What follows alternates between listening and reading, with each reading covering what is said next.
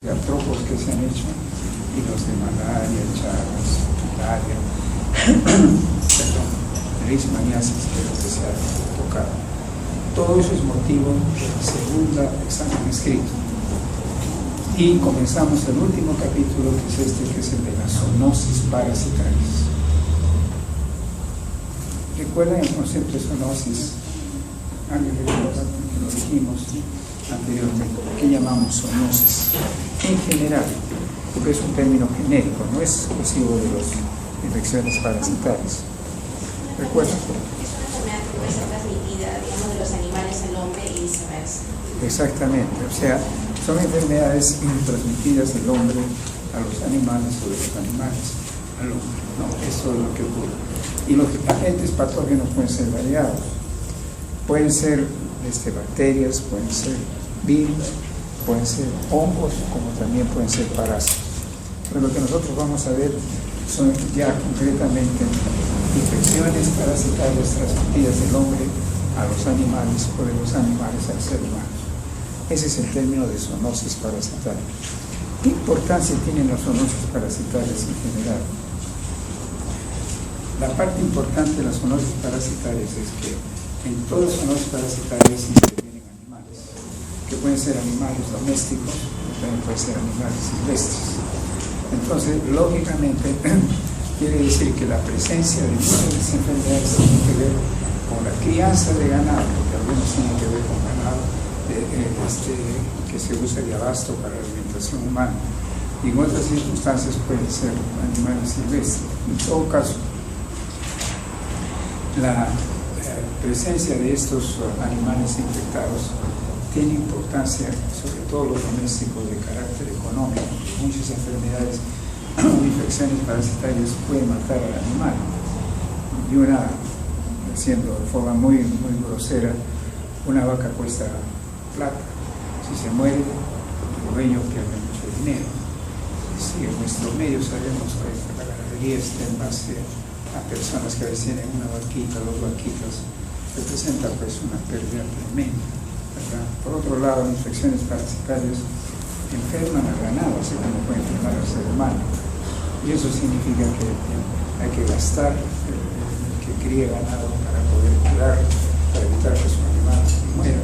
En otras palabras, enfermo, este animal va a producir menos leche, va a producir menos carne, va a producir menos lana, lo que representa un impacto económico. Y digamos, en general, las zoonosis parasitarias representan un impacto económico para el país y también representa un impacto, digamos, económico, no solamente porque ataca al animal, sino al atacar al humano también representa un gasto, porque hay que gastar en medicación, hospitalización, en pérdida de trabajo, etcétera, etcétera. Y eso suma a la larga millones de dinero, ¿no? Millones de dólares. Eso vamos a ver en algunas infecciones parasitarias. ¿Y por qué tenemos que hacer una lucha contra ellas? O más que todo un control de estas zoonosis parasitarias. Vamos a ver que en realidad muchas de ellas no se necesita mucho dinero para controlarlas, pero por alguna razón no hacemos. Eso es lo que vamos a conversar a partir de ahora. ¿Cuáles las zoonosis parasitarias de importancia en el país? Una de ellas es la que tenemos escrita, la hilartidosis. ¿Qué es la hilartidosis? Vamos a definirla en términos más claros de lo siguiente manera.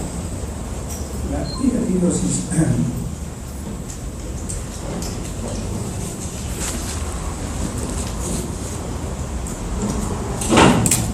es una zoonosis parasitaria. Hemos analizado el término zoonosis.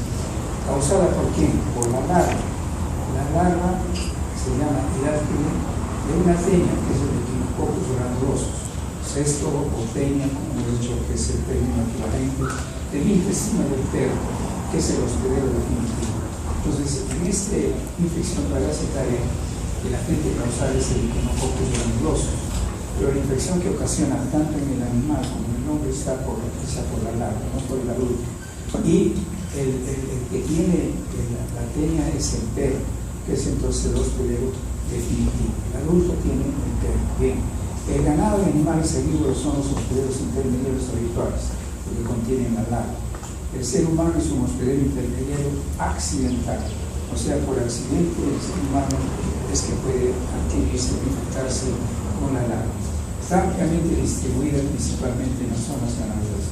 ¿Por qué en las zonas ganaderas? Porque en las zonas ganaderas allí la presencia del perro es importante. El perro en las zonas ganaderas se utiliza el ganadero para cuidar el ganado, de tal manera que la presencia del perro en las zonas ganaderas es el que contiene la línea adulta, es importante porque prácticamente viene a constituir el reservorio de la infección.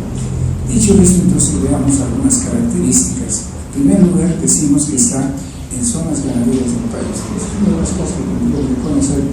¿Cuáles son las zonas ganaderas más importantes del país? ¿Alguien podría decir? Por ejemplo, en el norte, ¿qué zona ganadera tenemos importante?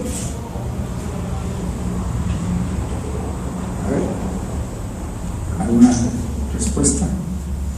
Yo estoy en realidad peruana, que es en realidad peruana. En la zona norte, ¿usted recuerda alguna?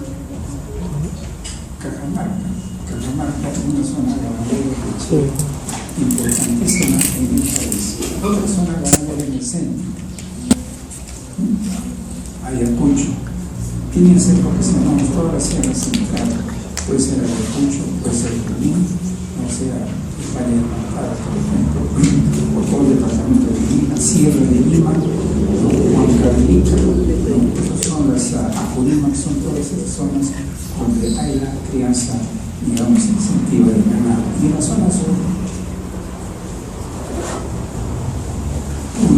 Cusco, Sierra de Arequipa, son las áreas en las cuales hay mayor abundancia de crianza de ganado. No quiere decir que no haya en otros valles de la costa ni valles de la sierra, incluso en algunas áreas de nuestra selva, sino que se puede considerar las más importantes. Entonces allí está un poco focalizada la presencia de esta infección, la hidratidosis.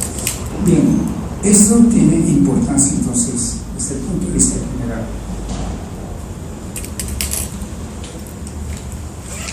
Veamos ahora las características del parásito. En primer lugar, la tenia adulta. La tenia equinococo granulosus adulto la tenemos representada aquí. Es pequeña, no mide sino un par de milímetros. Es bueno ir recordando porque una de las preguntas que era de la que se hicieron era comparar los tamaños, porque hay que tener una idea de cuáles son los tamaños para que ustedes de esa manera puedan comprender las importancias, circunstancias, etcétera, que pueda tener este parásito. 2 milímetros es muy pequeñita, ¿no? Tal es así que cuando ustedes observen al microscopio van a poder al campo panorámico ver toda la tenia, porque es muy pequeña.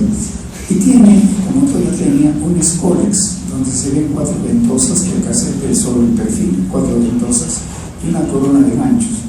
Luego sigue el cuello, como toda tenia, y 3 proglótidas, inmadura, madura y grave. No tiene más. Esa es toda la tenia. Ya sabemos que el inmadurez, madurez o gravidez depende al desarrollo del aparato genital.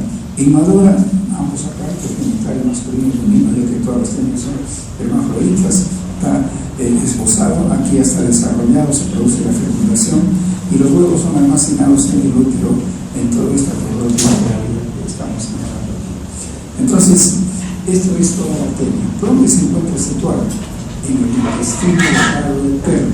Vamos a ver. Aquí tenemos un trozo del intestino del perro parasitado en esta tenia. Todas estas formaciones que vemos aquí, todas corresponden a una tenia. Quiere decir que un perro puede tener cientos o miles de tenias en su intestino. Va a depender, vamos a ver luego, de la cantidad del agua que pueda ingerir. Y lo que vemos, lo más claro, lo más blanco aquí, es la proglótida grave. ¿Por qué? Porque, como estamos viendo aquí, de las 3 proglótidas, la más grande es la proglótida grave, casi la mitad del cuerpo o más de la mitad del cuerpo de toda la tenia. Entonces, lo que queda en el intestino que se ve es la proglótida grave. El resto está dentro de la velocidad intestinal. Aquí tenemos un corte de velocidad intestinal del perro, como ustedes ven, similar a lo que ocurre en las velocidades intestinales del intestino del hombre, por decirlo. Y esta aquí la tienen. Aquí están las colas con sus ganchos, sus ventosas, la parótida, la inmadura, el cuello, la inmadura, la madura y la grave. La grave es la única que está libre en la superficie del intestino. Bien, esta tenía, la tiene el perro. El perro en la zona ganadera, indudablemente en la crianza, está cuidando el ganado, donde está el ganado pastoral, haciendo el pastoreo, o sea, alimentándose en forma, digamos, del pasto natural, que es lo que ocurre en gran parte de nuestra sierra. Entonces, ¿qué cosa ocurre? El perro que esté infectado va a eliminar o estas prorótidas o los huevos en el ambiente. Esos huevos, esas prorótidas van a contaminar el pasto. Entonces, ¿qué cosa ocurre? El hospedero intermedio, que es el ganado, al comer el pasto, va a poder comer el huevo. Vamos a ver. En los perros de nuestro país, de estas zonas ganaderas, muy importante es la presencia de esta infección canina, ¿no? La infección, por ejemplo, en la Sierra Central en Junín, que se han hecho varias veces, los perros entre el 8 al 46% se encuentra la presencia de bacterias en intestino. En la Sierra Sur en Puno entre el 31 y el 37%, será un porcentaje bastante alto. Casi la tercera, la mitad de los perros están parasitados. En Lima, zona urbana, quiere decir que en la zona urbana de Lima, los perros de Lima, parte de ellos pueden tener la tenia. Lo mismo ocurre, por ejemplo, y ocurrió muy gravemente en el pasado en Arequipa, pero esto está ocurriendo en todas las zonas endémicas, diríamos en Huancayo, en el Pasco, en Puno, etc. ¿Y por qué el perro de la zona urbana está infectado? Vamos a ver que el perro de la zona urbana, el perro sobre todo callejero, ¿dónde busca su comida? Se acerca de los camanes. Entonces, cuando los camanes eliminan las vísceras, esas vísceras son ingeridas por los perros. Por ejemplo, ese porcentaje del 2% en Lima es en perros alrededor de Camara, calle de Bateros, donde se han encontrado. Entonces quiere decir que, como vamos a ver enseguida, el ser humano en Lima, a pesar de no estar en zona endémica, se puede infectar. Ya está documentado en la revista de epidemiología de nuestro país casos de tuberculosis urbana en Lima, de tal manera que es bueno tenerlo presente. No es necesario ir a zona endémica, todos estamos en riesgo, porque lógicamente esta posibilidad de perro existe. Una comparación entre lo que ocurre en la presencia del quiste hidatídico. El quiste hidatídico, como su nombre indica, es un quiste, o sea, una formación vesicular, como estamos viendo aquí, llena de un líquido, si ustedes aprecian aquí, ¿no? Transparente, como el agua. Entonces el líquido hidatídico que está contenido en el quiste, tiene ese aspecto.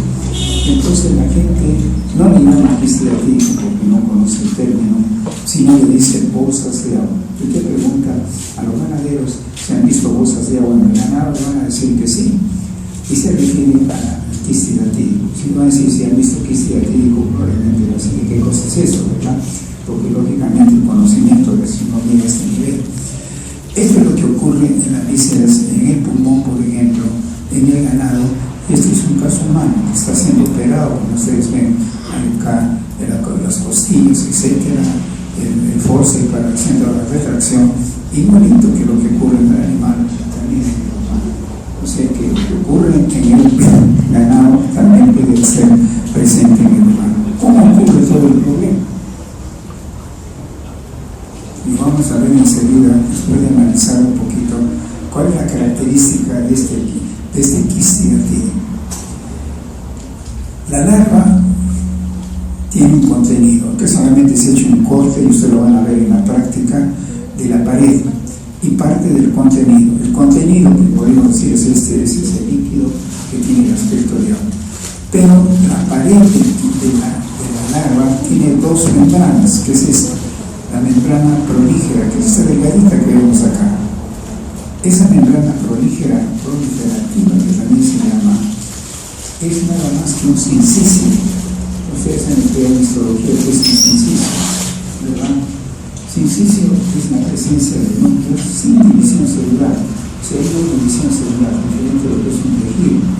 Entonces, esta lámina tiene una capacidad embriogénica muy grande y da lugar a estas formaciones que estamos viendo acá, que se llaman protoescólisis. ¿Por qué se llama protoescólisis? Proto quiere decir antes del escólisis, o sea, al final esas formaciones van a ser en el desarrollo ya del pelo, la cabecita de la tela. Esto está en el líquido hidratídico, flotando a veces sí en forma de un elemento que se transforma, que son vesículas llenas de estos protoescólisis. Quiere decir que un quiste hidratídico tiene cientos o miles de esas cabecitas de tela. Quiere decir que si un perro se come esta larva, va a ingerir cientos de esas cabecitas de tela. En otras palabras, en su intestino se van a desarrollar cientos también de telas en su intestino. Ese es el gran peligro. Esta larva está contenida en el hígado, y en el hígado hay una membrana que forma el hígado que se llama la cutícula, que estamos señalando acá y que ustedes la van a ver en la parte. Esta cutícula es producto de reacción del hígado frente a la larva. La larva, ya hemos dicho, tiene una membrana prolífera, que es esta, y otra membrana que es muy importante, que es esta, que es la cutícula. Esta cutícula no tiene células, es simplemente grupos de fibras entre una y otra. ¿Y qué cosa permite hacer? Hacen la impermeabilidad de esta vesícula, hacen que esta vesícula sea no impermeable totalmente, digamos semipermeable, permite el ingreso de alimento, permite la salida de sustancias extrañas, etc., para poder darle vida a la larva. Y por fuera de ella, el tejido, el hígado normal, le forma una membrana fibrosa que se llama la adventicia. Entonces, resumiendo, la hidátide, o sea, el nombre de la larva se llama hidátide. Hidátide significa agua, en una raíz latina. La hidátide tiene un contenido líquido hidratídico. ¿Qué más? Dos membranas, una membrana proliferativa y una membrana que se llama la cutícula. La proliferativa da lugar a la formación de estos propios escólisis y vesículas que contienen las cabecitas, de lo que va a ser las cabecitas de la tela, que se llaman protoescólisis. Y la otra membrana, la cutícula, es simplemente superposición de fibras que lo que van a hacer es darle semipermeabilidad a la larva para que ingrese alimento y salga productos de desecho. Por fuera de ella, el hígado, que acá está situado, puede ser también el pulmón, reacciona y forma esta membrana fibrosa que se llama cutícula. Esta cutícula, este tejido fibroso, no está adherido totalmente a esta cutícula de la larva. O sea, el cirujano, cuando saca esta hidátide, puede disecar toda esta membrana, la separa de la adventicia y la saca entera, puede sacar la hidátide, esta larva, y dejar esta adventicia, que es tejido fibroso, puede coser la adventicia de toda la membrana y dejar al final que se forme una cicatriz. Ese es más o menos el objetivo de la operación cuando se hace la eliminación de esta hidátide. Veamos ahora algo más, como habíamos dicho. ¿Cuáles son las membranas? Esta es la membrana proliferativa. Núcleos. No hay aquí tejido. Y estos núcleos pueden formar esas protoescólisis. Ustedes están viendo acá que tienen unos ganchitos incluso, que significan que van a ser lo que es ingerido por el perro, va a dar lugar a una cabeza de tela y una nueva tela. Y el otro es la membrana de la cutícula, que vemos aquí, es nada más que fibras superpuestas que hacen que toda la larva sea impermeable o semipermeable para entrada de alimento y salida de sustancias extrañas. Por fuera de esto, recién viene la reacción del tejido hígado-pulmón, donde fue formar un tejido fibroso que es la adventicia. Bien, aquí tenemos, por ejemplo, los protoescólisis que estamos mencionando.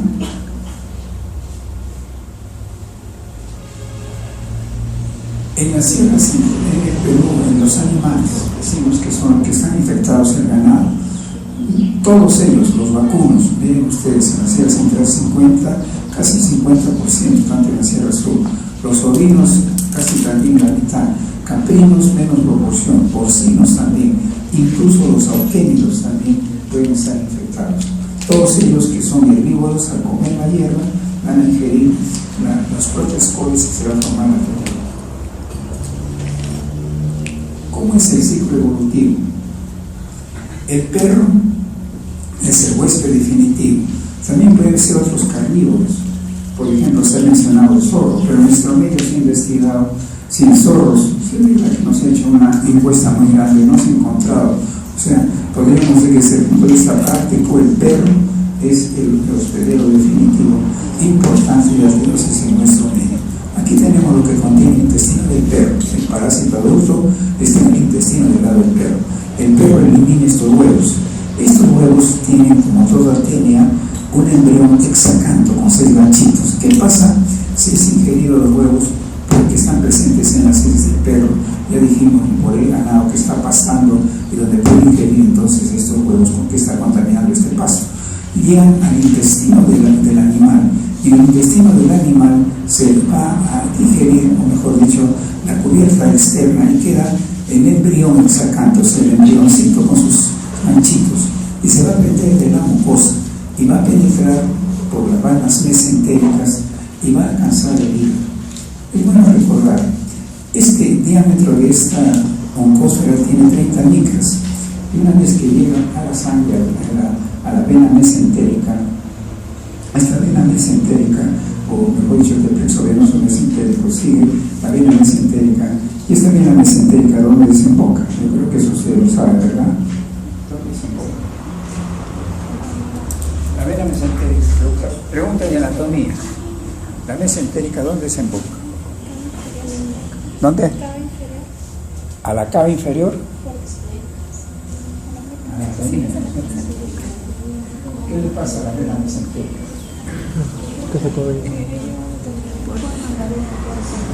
¿Se une con quién? Con la esplénica va a formar la vena porta. Por ahí se está yendo este embrión y llega al hígado. Y en el hígado, esta vena porta, ¿qué le pasa a la vena porta cuando llega al hígado? ¿Ahí lo decimos? ¿Qué le pasa a la porta cuando llega al hígado? Muy bien, entró al hígado. ¿Y qué le pasó? Se divide y da lugar ¿qué? En el hígado.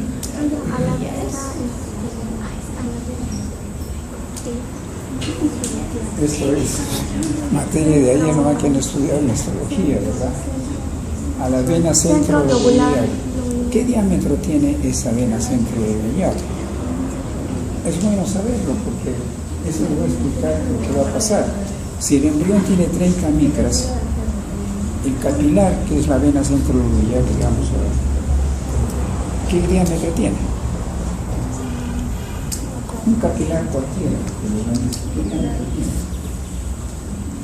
Tendrá más o menos de 7 micrones. Menos de 7 micrones, un glóbulo rojo no va a poder pasar. No, es más. Es más. Más, cuando decimos más, no puede ser grande tampoco, es más o menos 10 micrones. Entonces, 30 micrones contra 10, ¿qué va a ocurrir? Se va a quedar atracada allí en el hígado. Entonces, en el hígado comienza a formarse esta vesícula que hemos llamado la hidatia. Bien, si este embrión, digamos que no es duro, se adapta al capilar, puede atravesar toda la circulación venosa del hígado.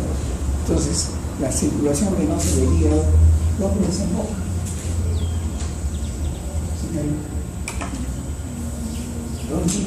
¿No recuerda? ¿Dónde desemboca? Pregunta de anatomía, ¿verdad? A las venas suprahepáticas.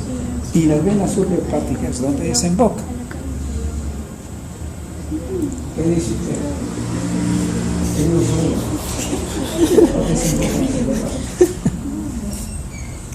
No estamos diciendo nada nuevo, ¿verdad?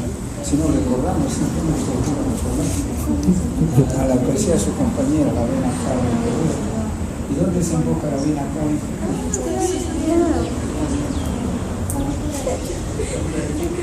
con la aurícula derecha, y de ahí la sangre pasa, ese embrión está siguiendo esa ruta, de la aurícula derecha va a pasar al ventrículo derecho. Y esa sangre del ventrículo derecho, ¿cómo sale de tu corazón? Eso queda que sale del ventrículo derecho.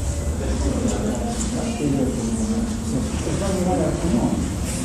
¿Y qué pasa en la arteria pulmonar cuando llega al pulmón, señorita? ¿Qué le pasa?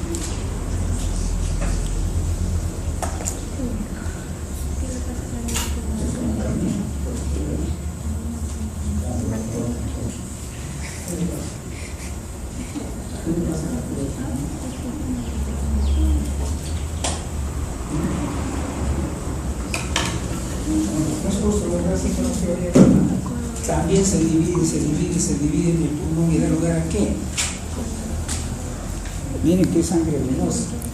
También lo sé por una arteria. Es otra cosa que es importante. Que vamos a marcar esto en anatomía. Llega al pulmón. ¿Qué pasa con estas arterias? Se dividen y da lugar a formación a ¿qué? ¿Capilares?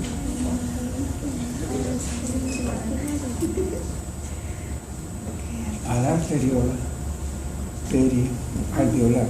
¿Por qué? Porque si tiene sangre venosa quiere decir que lo que necesita es oxígeno. Entonces, lógicamente tiene que ponerse oxígeno, ponerse en contacto. Y también este vaso de arteriola tiene esmitas. Entonces, si no se quedó atracado el embrión en el hígado, se va a quedar atracado en el pulmón. ¿Qué significa eso? Que la larva o la hidatidosis que ustedes van a ver, porque esto no se va a acabar, porque vamos a comentar después. Si no, digamos, casi el 95% de casos o lo ven que está en el hígado o lo van a ver que está en el pulmón. Si es que logra pasar esta circulación pulmonar, así va a ir a toda la circulación general, primero la aorta, etcétera, y puede aparecer quiste hidativo hasta en el hueso, pero eso es raro. Lo frecuente es o es hígado o es pulmón. Puede ser otros órganos, eso es raro, también que tenerlo presente. Entonces, eso es importante lo que ocurre. Bien, entonces, quiere decir que en el ganado puede tener el hígado, puede tener el pulmón. Esta larva que ya hemos descrito sus características, la dos membranas, la operativa, la testícula, y luego los cortes coles en la nuclear y las vesículas públicas. Esta larva que está ahí, que llamamos hidátide, que dijimos que se llama así, que está llena de urín, que parece que es agua, y que la gente le llama bolsas de agua. Para que continúe el ciclo, debe ser ingerida por el perro. Entonces, el perro ataca la nada, lo mata y se come ahí la larva. Sí. Eso es lo que ocurre en nuestro medio. El perro ataca al ganado, mata a la vaca, mata al cordero, etc. Y busca ahí se come la mesa. ¿No es cierto?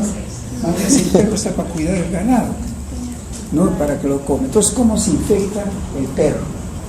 ¿Qué puede ocurrir para que el perro pueda ingerir esta larva? Y esas cabecitas que están acá, que se llaman protoescoles, que están metidas acá, va a ser ingerido por el perro.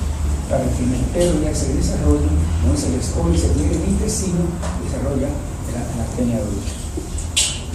¿Qué cosa ocurre? Esta oveja, pongamos que está la oveja ahí, pero también como ven ustedes, pueden ser las cabras, pueden ser los cerdos, pueden ser vacunos, etc. Hemos visto que los zoogénidos, ya sea en el camar, o ya sea lo que ocurre en la oveja, que lo matan en el herbicidio, y ven que tiene el hígado, hemos visto esas bolsas de agua, o en el pulmón esas bolsas de agua. El raciocinio simple de la gente, ¿qué es? Esto nadie me lo va a comprar, nadie me va a comprar un hígado así, ¿verdad? No así. Entonces, eso es bueno para hacer el perro, regalar el perro. ¿Quién entonces cierra el ciclo? ¿No? Dándole la visa al perro. Es el ser humano. ¿Quién es el responsable de la latidosis? El perro, el ganado, el ser humano. Entonces, como ven aquí a ustedes, si nosotros quisiéramos hacer un control, no necesitamos vacuna, no necesitamos una droga.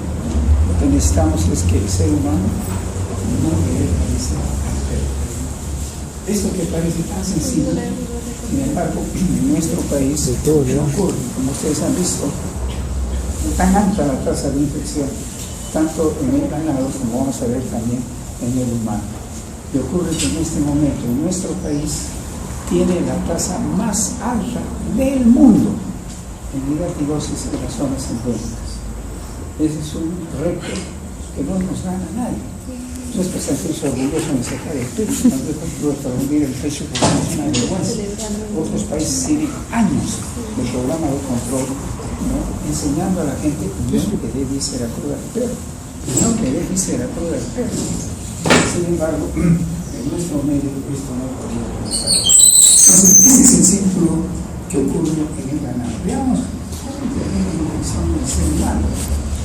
Es el mismo cuadrito, pero aquí este huevo puede ser inferido por el ser humano. ¿Cómo así? ¿Quién juega más con el perro? Los niños. El niño, ¿verdad? Entonces, el perro tiene la mala costumbre, que si queremos llamar a la costumbre, de lamerse el ano y pasar por la lengua por todo su pelaje. O sea que el perro que está infectado va a tener huevos que está teniendo en todo su pelaje. ¿Qué pasa el niño que juega con el perro? Muy bien, puede contaminarse con los huevos.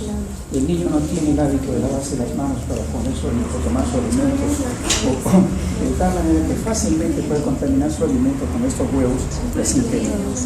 En nuestro medio, la edad en que comienza la infección de esta enfermedad es en el niño. Esto ya está demostrado con una serie de datos. Igual que lo que ocurre en el ganado. Este huevo llega al intestino, se digiere la cubierta, el embrión sacando sale, se prende y sigue la ruta como si nada. O se queda atrapado en el hígado, o se queda atrapado en el pulmón, o puede pasar incluso a todas las partes como puede ser el cerebro, como puede ser el hueso, etcétera, etcétera. Que son los sitios donde se va a desarrollar la hidatidosis. Eso es lo que ocurre en relación con el ser humano, digamos, la posibilidad de que haya infección. Y otro grupo que también se dice lo mismo en nuestro medio son las amas de casa. ¿Y por qué la ama de casa? La ama de casa, ¿quién da de comer al perro? ¿Quién tiene que ver con el cuidado del perro? Bañarlo, etcétera, etcétera. La ama de casa. Pues la ama de casa está más en contacto con el perro que el hombre, diríamos, de tal manera que cuando se ve las estadísticas, es también la ama de casa la que tiene, así como más alta tasa de infección.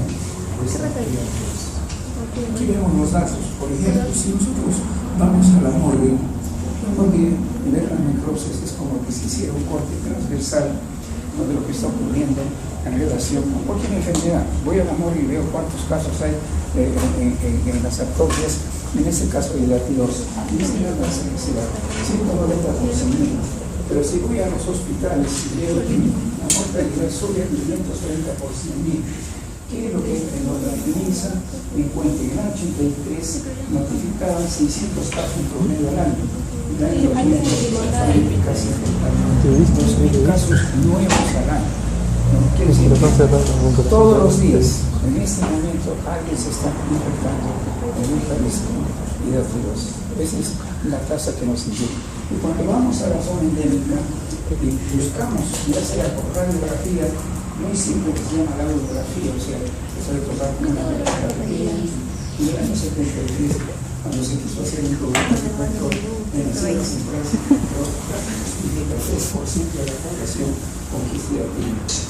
Pero empleando una serología específica que luego vamos a ver, el alto fosfato del arco 5 se encontró 5.8% en el año 2004. Después, esto correspondió al programa piloto de control que se terminó porque vino la violencia en la zona central, ya no se pudo ingresar para poder continuar con el programa. Se abandonó el programa y recién se restableció después del año 2000. En el año 2001 hicimos una visita a los mismos sitios que se había hecho esto, ya usando otro técnica nueva, y ninguno logró 15% de la población positiva. Eso no hay en ningún país del mundo. ¿No? El más alto que hemos visto en reuniones y publicaciones es en Mongolia, en China, 8%, 15%. Tenemos el récord, lastimosamente, en relación con este problema. Esto es lo que nos llama la atención. La ubicación puede estar acá en el pulmón, como vemos.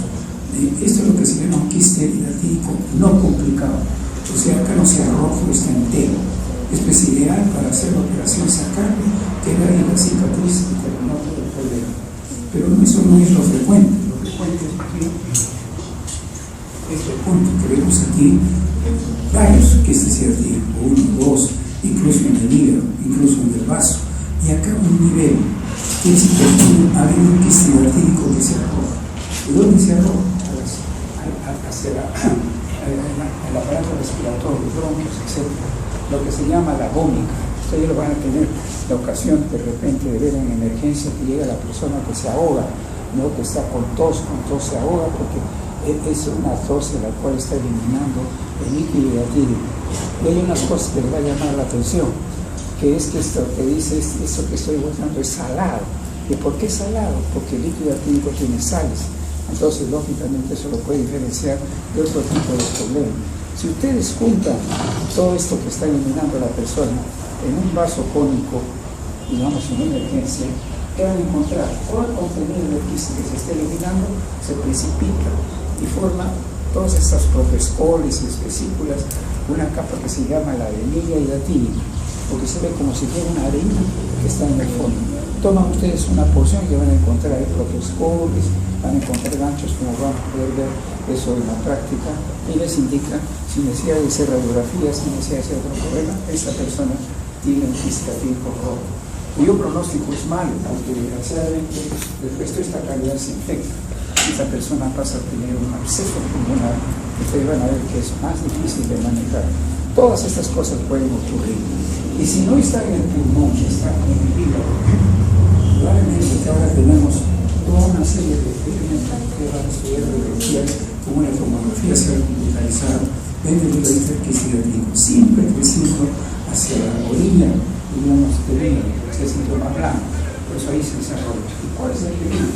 Que se puede romper en todo el contenido que pega el peritoneo. Han habido accidentes, como ocurrió una vez en Huancayo, dos niños jugando fútbol, uno de ellos por casualidad le da un puntapié a otro en la hígado, este muchacho cae al suelo y al poco rato queda en realidad sin vida.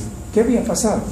Tenía un quiste ciático, nadie por supuesto sabía, se rompió con el golpe que había recibido, cayó todo el líquido en el peritoneo, y ustedes saben que el peritoneo es una capa que tiene la capacidad de absorción extraordinaria, y todos los elementos que había se absorbieron rápidamente y produjeron lo que ustedes van a estudiar, un shock anafiláctico, o sea, sustancias extrañas que ingresan violentamente a la sangre y que determinan un cuadro de shock con baja de tensión, etcétera, que determina la muerte de la persona, que ocurrió con este niño. Entonces, todas estas cosas pueden ocurrir. Y si aún este contenido tiene esas cabecitas de enfermedad, se quedan sembrados en el peritoneo, y a la larga puede tener cientos de quistes ciáticos en una persona en peritoneo. Eso es lo que se llama diabetes secundaria, muy grave, muy serio, porque para operar, por lo que el cirujano le saca 2, 3, 4 quistes que está comprimiendo el intestino, puede sacar todos. Entonces las personas reciben 5, 6, 7 operaciones en su vida. Es un pronóstico bastante alto. Entonces, la diabetes no es un problema sencillo, es un problema que puede resistir la gravedad tan seria que va a llevar a la muerte a la persona. Entonces, lógicamente, hay métodos para poder hacer el diagnóstico. La prescripción más grande es utilizar tomografía, sea computarizada o ecografía. La ecografía muy claramente se ve. La mayor parte de ejemplos que se ven, la ecografía cuesta más barato que una tomografía, o sea, computarizada, porque la ecografía permite ver cómo afecta, por ejemplo, se ha desprendido la capa de la lámina de la tirápide, nos da el tamaño y si es líquido o no hay líquido, y eso tiene importancia para el tipo de tratamiento que voy a hacer. Puede ser un tratamiento quirúrgico urgente, puede ser un tratamiento médico quirúrgico, o puede ser que si existe una cicatriz, por ejemplo, que ya no necesita tratamiento parasitológico, porque ya se ha muerto el quiste o el parásito. Bien, entonces, además de eso, tenemos que hacer exámenes de laboratorio. Ustedes lo van a ver en la tabla. ¿Qué consiste el examen de laboratorio? Podemos buscar directamente el parásito, por ejemplo, podemos observar escoles, manchos en el escudo, si la persona está en esta etapa que se está ahogando y hemos señalado que ustedes pueden en ese video pueden observar. Incluso a veces la persona no llega a ese momento, sino ha estado en su casa y después, por distancia, etcétera, llega al hospital. y cuenta lo que le ha pasado. Aún así, ustedes le examinan el esputo después de días y pueden encontrar estos elementos sin necesidad de hacer radiografía, pues decir, aquí hay un quistilatídico que se ha roto a las vías respiratorias. Otros el examen directo, o sea, la búsqueda del anticuerpo. Tenemos dos pruebas. Una prueba que llamamos de tamiz, que son las pruebas clásicas que están señaladas acá, la aglutinación indirecta, ELISA o la aglutinación de partículas de látex. Estas pruebas nos permiten sospechar la presencia de hidatidosis. Por ejemplo, ELISA es muy buena. Me encuentra todos los que tienen hidatidosis, pero también me pueden ser positivo en casos que no tienen hidatidosis. De tal manera que me sirve sencillamente de indicación. A esa persona hay que hacerle otras pruebas que ya son más específicas que la inmunofluorescencia, la doble difusión del arco 5, muestra lo que vamos a explicar. Y en caso en que no tengamos, digamos, esta posibilidad, hay una, por ejemplo, cuando es en hueso, el quiste hidatídico no es redondo, porque se está metiendo por los canales de Havers y produciendo un tumor. ¿Qué es lo que hay que hacer allí? Se punza, se saca el contenido, ahí está el antígeno. Entonces, si yo tengo un anticuerpo, puedo hacer la búsqueda del antígeno, ya no del anticuerpo, del antígeno en este líquido para poder señalar que es positivo. ¿Qué es lo que ustedes van a ver estas pruebas en el laboratorio? Esta es la inmunoelectroforesis. Esta prueba es buena, pero ya está quedando en desuso por la ventaja de la nueva prueba que es el inmunólogo. Pero en todo caso es bueno conocer la diferencia. Una vez que ve que es una lámina por objeto que está cubierto de una sustancia que es parecida al agar, que se llama agarosa, pero es más sólida. De tal manera que cuando se seca la agarosa, yo puedo abrir un botín. Este hueco que habla aquí es para colocar el antígeno, o sea, el líquido activo. Y una vez que he colocado ahí, voy a pasar corriente eléctrica. Entonces, ¿qué va a ocurrir? Todas las reacciones proteicas, o sea, todas las reacciones antigénicas van a comenzar a correr según la dirección electrónica que tiene. Y una vez que ha ocurrido eso, abro esos canales. Este canal aquí coloco el anticuerpo. O sea, en otras palabras, el anticuerpo va a difundir, yo se lo digo después en el ambiente para que difunda, el anticuerpo va a difundir y se va a encontrar con el antígeno que ha corrido. Y en el sitio que se encuentra se forma una alarma. Esa alarma es la que el patrón encontró, que una de ellas parecen varios números de curso alto 5, 1, 2, 3, 4, 5, hasta 11 arcos. Buscó después cuál era el que realmente me señalaba que había hidatidosis, porque había puesto realmente el número 5. Ese arco 5 es el que ustedes van a ver en la práctica. Van a ver esa lámina con el arco 5, que es la que nos indica la presencia de la anticuerpo. Por lo tanto, esta persona. Esto ha sido simplificado, porque no en toda parte se puede hacer electroforesis. Entonces, esta búsqueda del arco 5 se ha reducido a lo que se llama la doble difusión del arco 5, o del 5. ¿Qué consiste? También vemos que son láminas por torpedo. En estas láminas por torpedo descubrimos, ya no con agarosa, sino con agar, esa misma sustancia que ustedes utilizan en microbiología. Una vez que se ha secado, le abren un pequeñito donde van a colocar el antígeno, dos grandes que se va a colocar el suelo, y otro más mediano que se va a colocar un anticuerpo en un caso positivo. Entonces, ¿qué cosa ocurre? Ocurre que aquí está el antígeno, aquí está el suelo con el anticuerpo que he colocado. Entonces va a difundir el anticuerpo, va a difundir el antígeno. O sea, hay doble difusión. Difusión del antígeno, difusión del anticuerpo, y en el sitio en que se encuentra se produce una banda. Si estos dos grandes, donde he puesto el suelo problema, el suelo que quiero investigar, si tiene algo 5, también van a difundir y se hacen esa misma banda. Y si esta banda se hace cuerpo con la que he hecho, la prueba que hemos colocado, o sea, el control con el anticuerpo, como ven ustedes acá, quiere decir que es positivo, y es positivo como está señalando. Aquí, la misma prueba, pero ¿qué cosa ocurre? Solo ha producido estas bandas. es el único mesa de control, este es positivo y este es negativo. Y aquí ninguno de estos suelos es positivo, solamente palanca control no da la indicación. Esto también ustedes lo van a ver en la práctica. ¿Por qué es sencillo? Porque en cualquier parte puede encontrar láminas portogesas. Cualquier sitio puede encontrar agarre, de manera que para agarrar no hay ningún problema. De arriba huequitos es simplemente hacerse con un material, ya sea láminas, piquete, etc. Estas calidades que son fáciles de realizar mientras se la mano. Y por último, aquí al antígeno que voy a colocar es el líquido etílico, o sea, no necesito tampoco comprarlo ni tenerlo en el mercado, o sea, lo puedo incluso reclamar o tener. Y por último, este anticuerpos, es fácil conseguir un juego positivo para que yo pueda tener el anticuerpo y hacer la prueba. Por eso es una prueba fácil de poder utilizar. Pero en todo caso, esto se ha venido a simplificar con la búsqueda del inmunoglóbulo. ¿Qué consiste el inmunoglóbulo?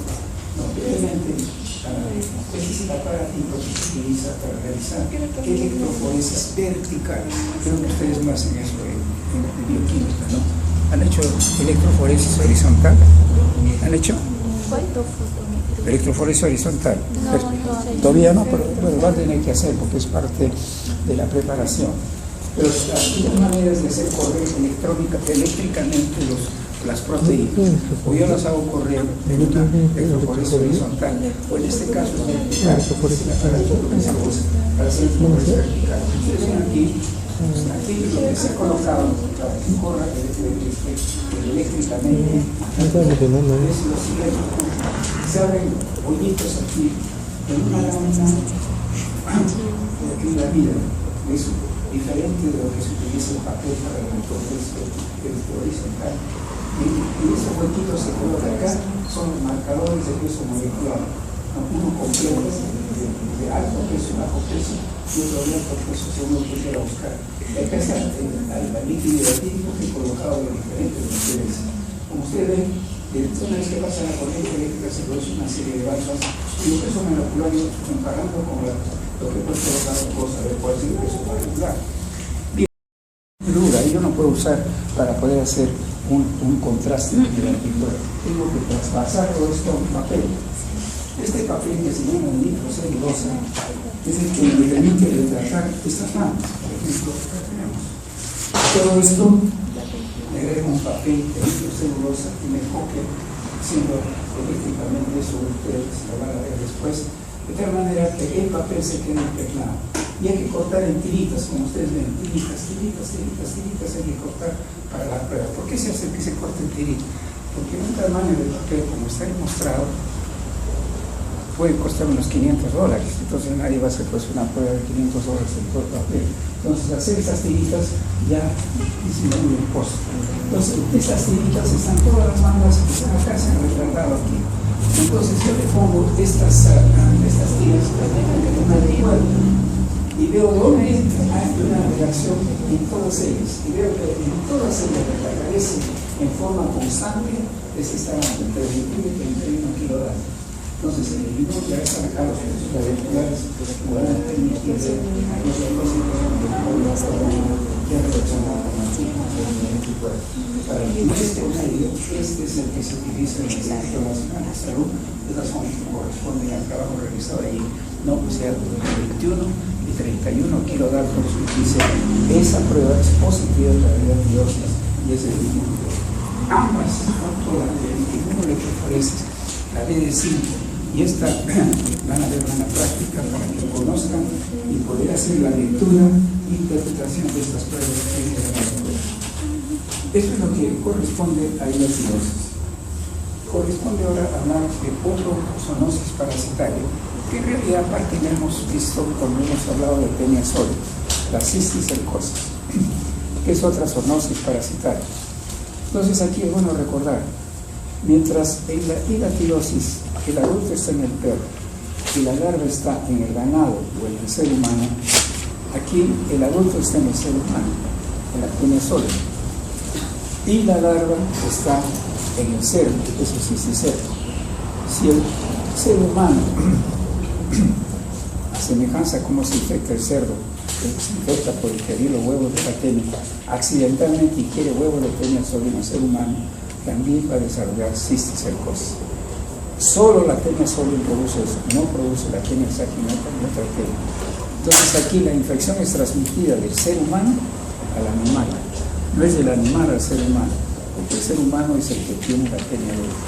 El ser humano es el hospedero definitivo, el hospedero intermediario es el cerdo, y el hospedero intermediario accidental viene a ser el ser humano, porque por accidente ha adquirido esta larva al ingerir estos huevos. Esto para señalar las características más importantes de este problema. Más importante. ¿Qué es la cisticercosis? Es una zoonosis parasitaria causada por la larva que se llama cisticerco de tenia solium. En el caso de hidatidiosis dijimos que es una zoonosis parasitaria causada también por la larva que se llama hidatio. En el caso de hidatidiosis acá se llama cisticerco. En el caso de hidatidiosis el adulto es la Echinococcus granulosus, aquí el adulto es la tenia solium, ¿verdad? En segundo lugar, el hospedero definitivo de tenia solium es solo el hombre, no es el perro ni el gato, es el hombre, el ser humano. De tal manera que su presencia de esta enfermedad tiene relación con el ser humano. En segundo lugar, el hospedero intermedio habitual es el cerdo, que tiene una larva de cisticerco, y el hospedero intermedio accidental es el hombre, ya que tiene la larva del cisticerco cuando esto ocurre. Dicho esto, repasemos un poco lo que habíamos conocido de tenia solium y tenia saginata. Estas son las tenias, no las más grandes que hay. Dijimos que la tenia más larga que se conoce en el ser humano es el Epigotinato. Dijimos que esa mide 12 metros. En cambio, la tenia solium, la tenia saginata, no alcanzan ese tamaño. Rara vez alcanzan los 10 metros la saginata y menos la solium, pero son metros, ¿no? Que pueden oscilar por encima de los 5 o 6 metros de longitud. Estas tenias, como estamos viendo acá, es una fotografía de cualquiera de ellos dos, tiene todos los elementos que hemos señalado. Uno que ni siquiera, aquí se puede notar, está el scolex, muy pequeñito, ¿verdad? Que es la única que se adhiere a la mucosa intestinal, como ustedes han podido observar sus lecturas, etc. Y el resto está libre a la luz del intestino. El cuerpo, que se llama el estroma, todos sabemos, consta de las proteínas inmadura, la madura y la grave. Ya hemos señalado, toda tenia tiene esas tres proteínas, porque son hermafroditas y corresponde a la maduración del aparato genital, masculino y femenino. Cuando ya están maduras, las prolóticas quiere decir que tienen ambos sexos ya desarrollados, se produce la conjugación y de esa manera los huevos son almacenados en el útero y las últimas prolóticas, las más graves, lo único que contienen, como dijimos, es el útero lleno de huevos que tienen una forma que permite distinguir cuando estas prolóticas salen al exterior, permiten distinguir una especie de huevos, ¿no? Lo cual no hay que desperdiciarlo porque muchas veces la persona lleva esos elementos que dice esto eliminado, ya sea las heces, ya sea que encontraron en lo interior. Bien, entonces este es el adulto que todos conocemos y que volvemos a repetir, es el ser humano operativo. Tenia solium y tenia saginata, pero lo que produce la cisticercosis es la larva de tenia solium.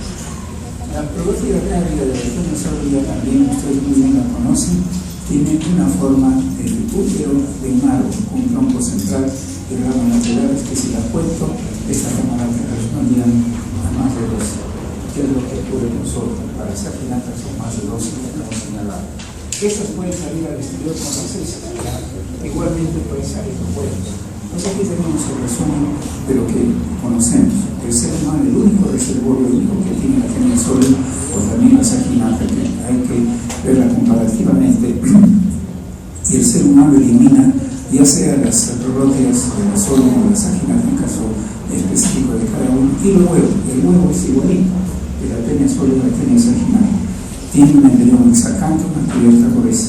Ya dijimos, en realidad, que la única manera de poder diferenciar esta tenia, porque el laboratorista del Líbano encontraba huevos de tenia SP, puede ser solium o puede ser saginata, es haciendo un estudio con anticuerpos monoclonales, que ahora se tiene kits para ver si este huevo, que es el antígeno, reacciona o no con el anticuerpo monoclonal de tenia sola. Si reacciona, quiere decir que el huevo es de tenia sola.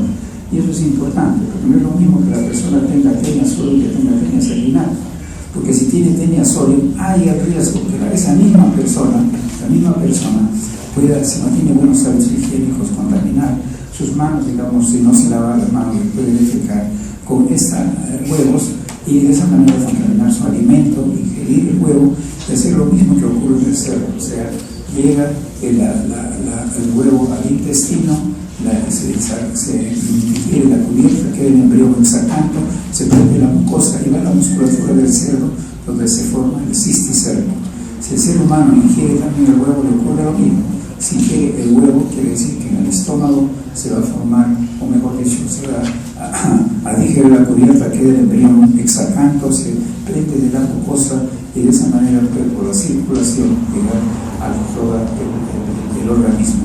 ¿Cuáles son los órganos más afectados? Ya les señalamos que el cerebro es el más afectado en el sentido de la sintomatología que produce, ya que también se le puede encontrar en el tejido circunflejo, se puede encontrar en el músculo, etcétera, etcétera. Pero si es en el cerebro, conocido la neurocisticercosis, es la forma más seria.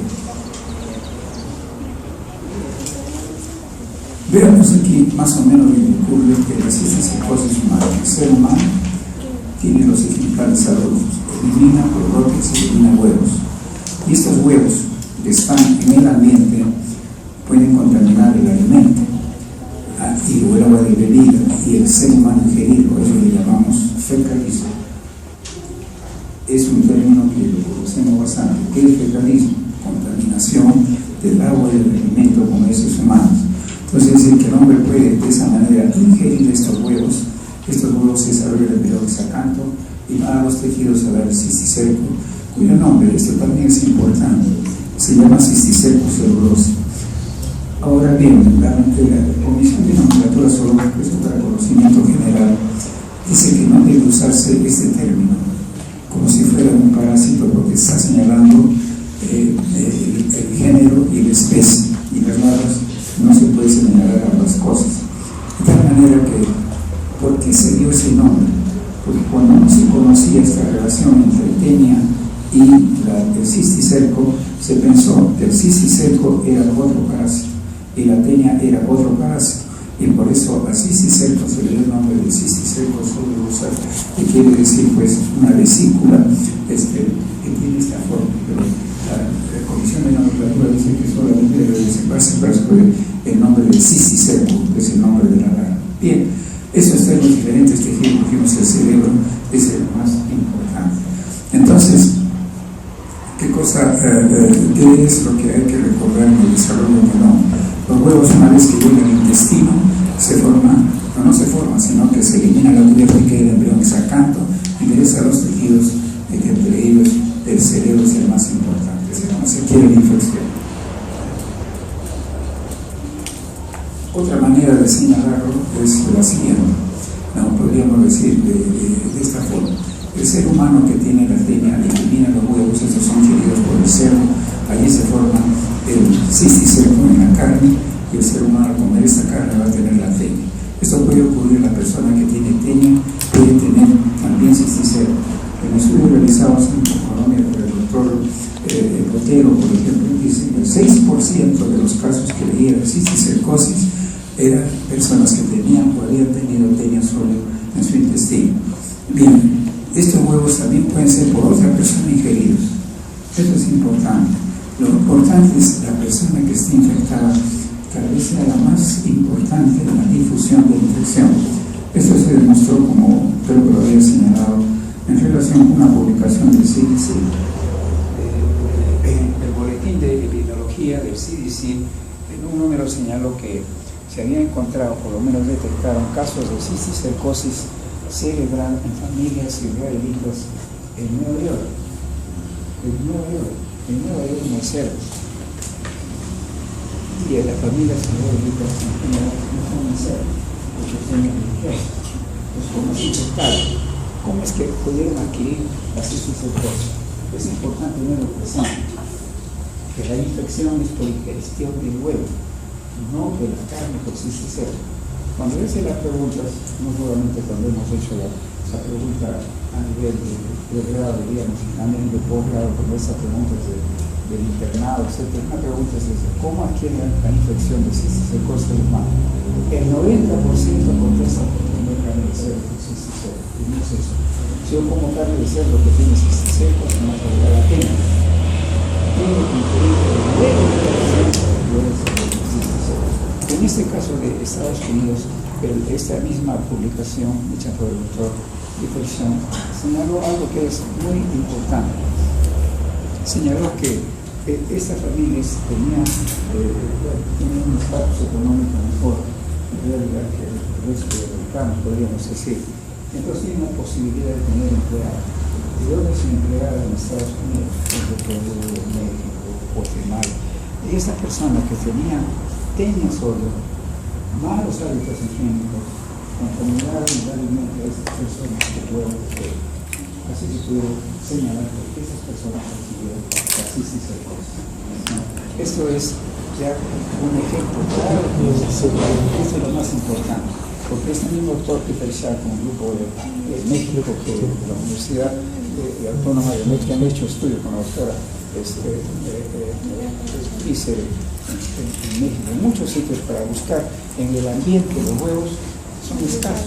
Entonces, ¿cómo explicar que realmente existe en un sitio una cistis cercosis tan alta si hay poco huevo en el ambiente? Pero cuando pudieron escoger las personas que tenían pene y a su vez estas personas ver a su alrededor el que tenía cistis cercosis o era alguien de la misma familia, incluso una cosa anecdótica, ¿no? Era el novio de la persona, digamos, la que tenía la tenia, y el novio se había adquirido, por decirlo de alguna manera, por esta acción, digamos, ese contacto con la persona que tiene la cistis cercosis. Nosotros estamos sometidos en cualquier momento, podamos tener este problema. Como sabemos que la persona que nos está sirviendo la comida, cuando comemos fuera de casa, pueda tener huevos que nos dejan en el plato. Esto nos está indicando que es importante. El grupo que estudia cistis cercosis no es el Instituto de Neurología, del Hospital Santo Toribio de Mogrovejo. Esto es un grupo grande que está haciendo un estudio de tumores. Vamos a mostrar algunas cosas.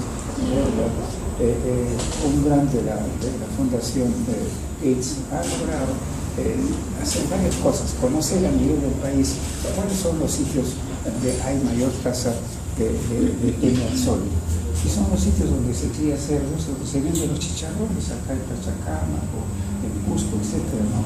Más del 1% de los mexicanos tiene pene al sol. Y cuando se ha hecho búsqueda por inmunoblot en estas personas, ¿cuántas tienen cistis cercosis? En realidad no todas tienen cerebral, también puede estar en el músculo, puede estar todo el cutáneo, el 8%. Tienen más alta en realidad que lo que ocurre en los países latinos. Quiere decir que tenemos un problema bastante serio en ese sentido, ¿no? Pero es bueno saber desde ahora, no se adquiere la cistis cercosis por comer cisticero, se adquiere por comer y ingerir propiamente el huevo de la tela. Pero es importante tenerlo presente para los fines, digamos, del conocimiento biológico de este problema. Ya tenemos carne, se está señalando los cisticercos, o sea, no es difícil poderlos encontrar, pero lógicamente eso significa un aspecto importante, porque a veces la persona, por diversas razones, no presta atención y puede ingerir. Ustedes han visto en la práctica, no es tan pequeñito, es más o menos grandecito, ¿verdad? Podríamos decir más de un centímetro que tiene, de tal manera que no es difícil poderlo observar.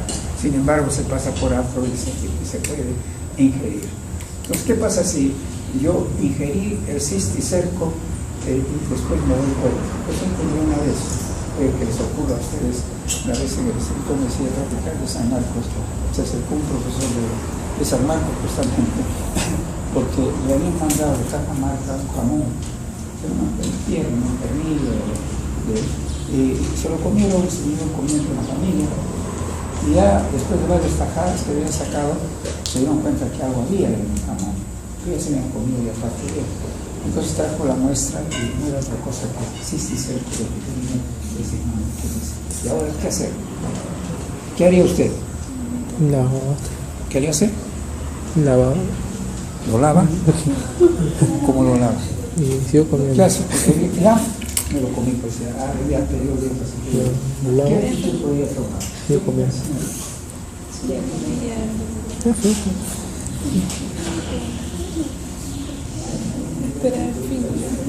Una baba frita, ¿no? Pero sí, eso no está en el intestino. No, pero se siente la comida, ¿no?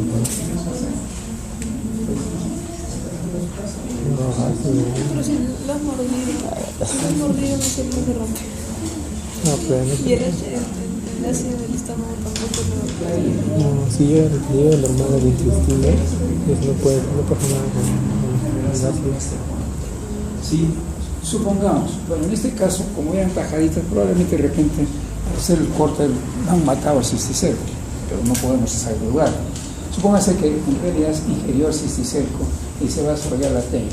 Yo no voy a averiguar al día siguiente si tiene tenia, porque todavía recién la cabecita se ha adquirido a la mucosa, no hay proglotia inmadura, no hay proglotia grávida, no va a haber huevos en las heces. Entonces, ¿qué hago? Recuerden, ¿cuánto demora? Lo hemos dicho, entre que está creciendo, se forma recién el cuello, la prótesis, la grávida, y comienza la persona a colocar huevos. ¿Cuánto tiempo pasa? ¿Alguien recuerda? No es al día siguiente, por supuesto. Dijimos que es alrededor de 3 meses. O sea, una de las cosas que ocurre es, o ustedes le dicen, se explica el problema, eso es, en realidad, en ese momento si hacen un examen de ese no va a servir de nada, porque si encontramos que es negativo, no sabemos ello, ¿no? Entonces tenemos que esperar para ver si esto se ha producido. ¿Cuánto tenemos que esperar? 3 meses. Eso en realidad es importante tenerlo presente. Solamente, en este caso, vamos a esperar 3 meses para hacer el examen de todas las personas que han comido, pero una de las cosas que vamos a hacer a manera de precaución, esto es la manera en realidad de poder decir, porque el prásico antenumero que se usa es tilicida, mata a la tela, ¿no? En realidad no al huevo, ya se ha visto que el huevo no, entonces un punto entre la duda, le vamos a dar el tratamiento del prásico antela a esta persona, y así lo hicimos, nos le esperamos 3 meses. Bueno, el profesor conocido trajo las muestras y se estaban negativas. No se había enfermado en realidad. Por supuesto, el jamón va para otro sitio en realidad. Quiere decir pues de que hay que tener presente todas estas cositas para cuando uno tiene que ver este problema. Bien, veamos ahora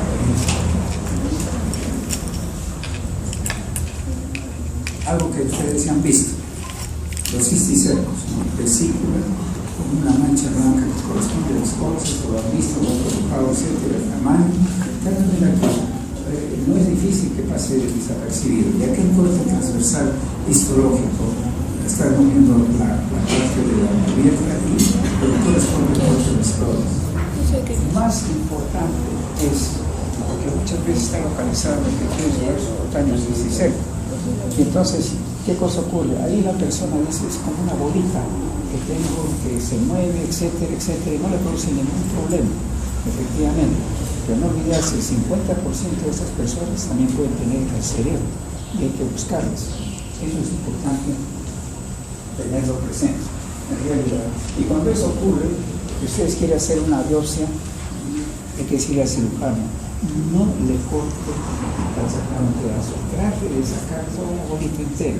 Por tratar de sacar toda la bolita entera, ustedes van a ver todo, se les va a decir, sí, efectivamente es un cisticerco, porque si hacen el corte y no pasa a la altura donde está el escorio, ese corte puede pasar por aquí, puede dar un poco de duda, ¿será o no será? ¿Verdad? Como el corte histológico, preferible que se saque todo el elemento entero para poder proceder. Esto es importante tenerlo presente. En una ocasión, esto también nos pasó en una ocasión, vino una persona, estoy hablando de 30 años atrás tal vez, no había todos los elementos que tenemos ahora incluso para el tratamiento, una persona que tenía el TENE, y cuando se examinó, porque estaba eliminando todos los días, después el Instituto de Medicina Tropical, efectivamente tenía TENE sólido. En ese momento la droga tenía relación de la clamina es una clínica, no se usa en oncología, ya no se usa porque una de las cosas desventajas que tiene que se pone amarilla la persona, entonces por eso no se usa en realidad, teniendo ahora otros de mejor calidad en ese sentido.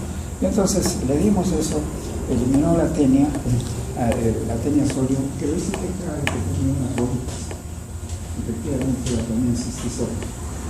Entonces en ese momento no había todas las horas que teníamos para tratar médicamente así ni tenía tampoco ninguna molestia cerebral, ni teníamos tomografías computarizadas, ni resonancia magnética, estoy hablando de 30 años atrás, ¿verdad? Entonces, como no tenía más que este tipo de problema, tendrá una cisticercosis cerebral del 50% y no tiene una sintomatología cerebral que en un poco. Este señor era un pescador. Entonces un día salió a pescar, estando en la lancha pescando, cae al suelo, ¿no? Desmayado, y hace una convulsión, ¿no? Ya por otros métodos en ese momento la radiografía era muy doloroso, muy tremendamente se pudo diagnosticar que tenía también una cisticercosis cerebral, además de la cutánea, y pues cerebral, además tenía una arteria. No, todas estas cosas tenía todo el señor muy joven, ¿verdad? Que pudo superar esta etapa felizmente. Todas esas cositas hay que ponerlas presente cuando uno habla de estas cosas tan importantes de nuestro mundo. Acá estamos viendo el corte transversal.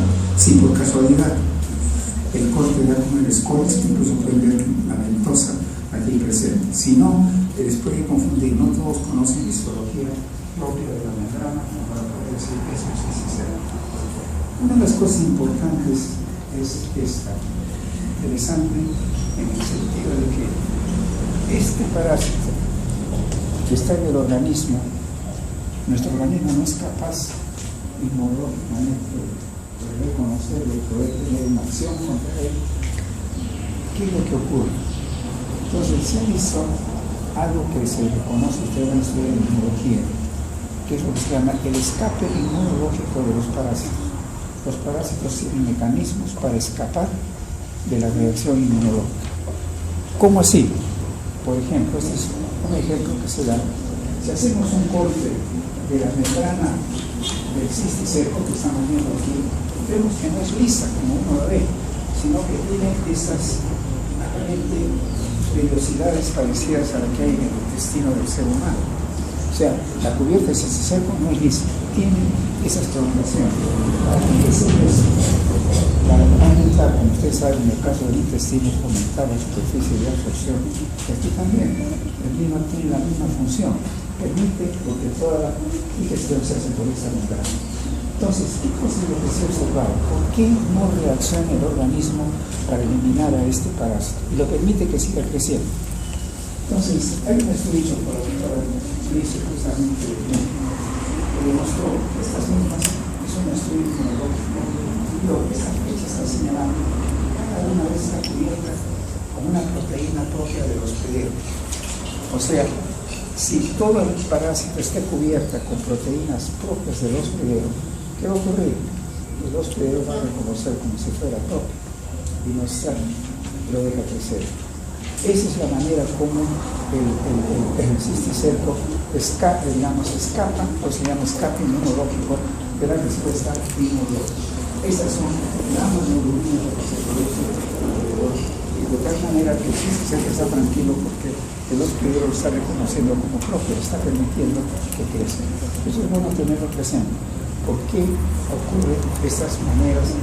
Unos de esta manera, otros para de otra manera, escapar de la respuesta inmunológica para poder sobrevivir. Una de ellas es esta, unirse con una proteína propia del hospedero para camuflarse, en otras palabras, de tal manera que el hospedero lo reconoce como si fuera propio no visceral. ¿Cómo hacemos el diagnóstico de la cisticercosis? Ahora tenemos elementos que no teníamos pues 30 años atrás o 40 años atrás, ¿no? Entre ellos está, como ustedes ven, todo es por imágenes. puede ser más simple, que podría ser seguir la radiología. Por ejemplo, acá ustedes están viendo en esta parte blanda, estas formaciones alargadas, el radiólogo dice esas imágenes en parte blanda como granos de arroz, es lo que significa presencia de cisticerco en el músculo. Generalmente son pocos los que hay, pero nunca hay una cantidad, y que a veces por casualidad se descubre. Por ejemplo, la persona tiene una artritis o tiene una fractura, se hace la radiografía y en la parte blanda se encuentra estas formaciones marcadas como si fueran granos de arroz. Es una cisticercosis muscular, aparte de las cutáneas que hemos señalado que es otra forma. Otra es, y ahora aquí en la más grave, en el ojo. Acá estamos viendo el párpado superior e inferior y el oftalmólogo está mirando el fondo del ojo con su oftalmoscopio. ¿Y qué cosa ve? Ve aquí una imagen está muy bien claramente el círculo del escólex. Y generalmente el escólex con la luz se comienza a mover. Entonces se llama los oftalmólogos el signo del reflejo de la luz, algo así. No, el signo reflejo de la luz significa que este cisticerco, además de la presencia, es un cisticerco que está vivo. Entonces, ¿qué cosa es lo que se señala? Estos casos oculares no hay que tratarlos con medicamentos, hay que tratar de sacarlos del cuerpo. ¿Por qué? Pues si yo lo trato con medicamento lo voy a matar al cisticerco. Y al morir el cisticerco va a formar, se va a encoger, va a formar una cicatriz.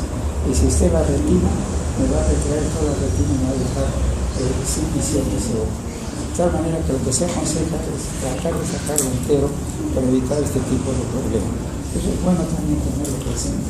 Y aquí estamos viendo ya en una tomografía computarizada, viendo la presencia del cisticerco entero con sus escoles en la parte interna. Entonces, todos estos estudios con imágenes nos señalan la presencia del cisticerco en forma, digamos, anatómica, ¿verdad?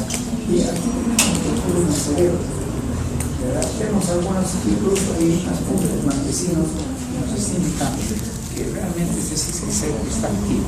Entonces, el tratamiento también, si está activo, yo puedo dar tratamiento parasitario, pero si me indica que no está activo, quiere decir que no tengo por qué darle tratamiento antiparasitario. Y otra de las cosas, a veces la persona tiene esa cantidad de cisticerco y ni siquiera tiene un dolor de cabeza, eso se dice. Y hay otras personas en realidad que un solo cisticerco del cerebro puede matar. De tal manera que eso es importante tenerlo presente. No hay una sintomatología propia del cisticerco. Eso probablemente es un cisticerco. Hasta alteraciones mentales, eso ustedes lo van a estudiar mucho en neurología, que desafortunadamente en nuestro país todavía el problema de cisticercosis es un problema y neurocisticercosis es importante. Eso del dolor de cabeza es bueno. Nosotros tuvimos ocasión de ver un caso que en realidad fue una lección. Eso es bueno saber. Las cosas que ocurren es negativas y depende de las concepciones, ¿no? Esto ocurrió en Arequipa, también estoy hablando de 30 años atrás, ¿quién sabe más?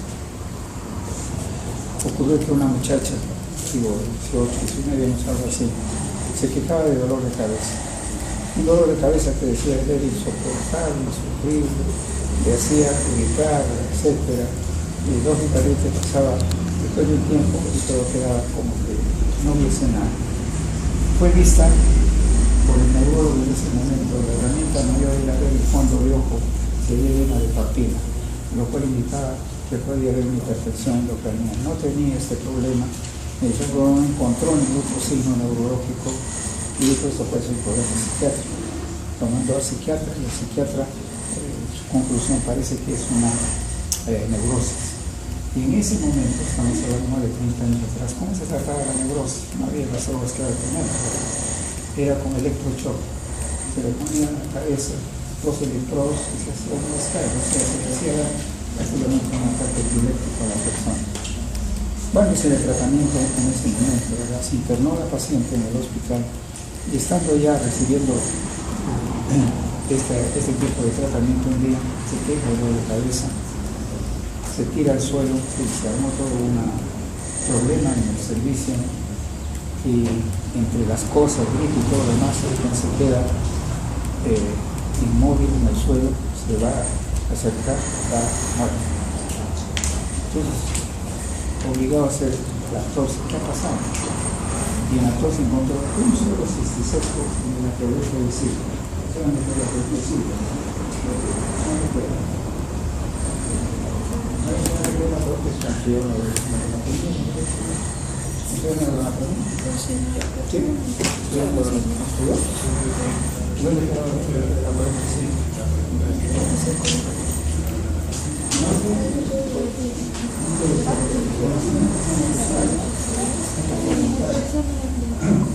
La pregunta de Silvio González, no me queda hacer en su pues es parte del sistema de circulación endocraniano, no fuera, sino endocraniano del encefalografía. Ahí este que estaba haciendo como válvula. O sea, llegaba un momento, taponaba la circulación, aumentaba la tensión endocraniana y venía el dolor de cabeza. Entonces, al aumentar la cantidad de líquido, llegó un momento que se desprendía de este bloqueo, lo discutí el bloqueo del cisticerco, pasaba el líquido y la persona quedaba, diríamos de alguna manera más tranquila. Eso es lo que había ocurrido. Un cisticerco mató a la historia. Y otras personas que han tenido que ver, ustedes ven un dolor de cabeza. Todas las cosas pueden ocurrir realmente, o puede tener otro tipo de problema. No hay una sintomatología propia en la cisticercosis, sobre todo la neurocisticercosis, que es la más severa. Que también estamos viendo esta resonancia magnética, en este globo ocular que se decía del cisticerco. Son las explicaciones que pueden darse el cisticerco. Que acá tenemos en el cerebro una cantidad de proteínas que puede ser importante. Puede ser que esa persona tiene una cantidad que puede haber porque se va a inferior al retinal o cientos de todo eso puede ocurrir. Además de las imágenes en la plataforma, es importante para el diagnóstico. En el diagnóstico tenemos que considerar que es una zona endémica, donde la crianza hormonal, el colesterol, nos puede inducir a un diagnóstico de cisticercosis. Las imágenes de rayos X, tomografía centralizadas, más hay imágenes, por eso es muy importante en mi publicación, posibilidades de cómo está la situación de viabilidad del cisticerco, relación de los médicos, etcétera, que eso va a ver el laboratorio y la búsqueda de anticuerpos. ELISA, una prueba de tamizaje, no es específica del Western blot positivo. Aquí 99% Western blot positivo, cisticercosis. Eso es importante tenerlo presente. Y otra, nunca olvidarás a estas personas el que buscar los dobles sólidos en la reposición. Porque si esa persona tiene tenia sólido, es una bomba de tiempo para toda la gente que lo rodea, porque puede producir la contaminación del grupo con los huevos y la adquisición que va a tener las personas es una cisticercosis. Y esto es muy importante en relación con el diagnóstico del laboratorio. Ustedes van a ver como aquí, se considera que son las marcas de peso molecular, se considera que hay cuatro bandas en esta posición y también el peso molecular más alto, pero esta sería la más específica. Ustedes lo van a ver en la práctica porque se va a mostrar estas inmunólogos de cisticercosis. Paliatilosas son cisticercosis. Miren, los niños que hemos llamado que trabaja en Tumbes, ¿no? Por este proyecto, en este sitio que se llama el Matapalo, ¿no? Inmunoelectroforesis en cerros, ¿no? De todos estos sitios, ¿no? Estos son los muestreos y la positividad. Hay cerros hasta el 40% de cerros, casi la mitad positivos, ¿no? Y lo mismo, cuando se hizo el segundo muestreo, nos indicaba, en realidad, porque eso es un tratamiento, el trabajo duró 5 años para ver qué cosa es lo que estaba pasando con el tiempo, después de establecer algunas medidas, si se mejoraba esta situación o no. En realidad sí hay mejoría, pero esa mejoría va lentamente en lo que se refiere a la infección de los animales, porque desgraciadamente en sitios donde no hay servicios higiénicos, no, lógicamente la defecación a campo abierto es frecuente. Y el acceso del cerdo a las heces humanas, porque el cerdo es en realidad coprófago, no es que lo sea en forma específica, pero no tiene ningún reparo en ingerir todo lo que encuentra alrededor, entre ellos puede ingerir heces así, de esa manera no puede tener infección. Quiere decir pues, que existe cercosis, así como ya es un problema serio en nuestro país. Bien, tenemos entonces esas dos actas que se refieren a la firma de la asistencia.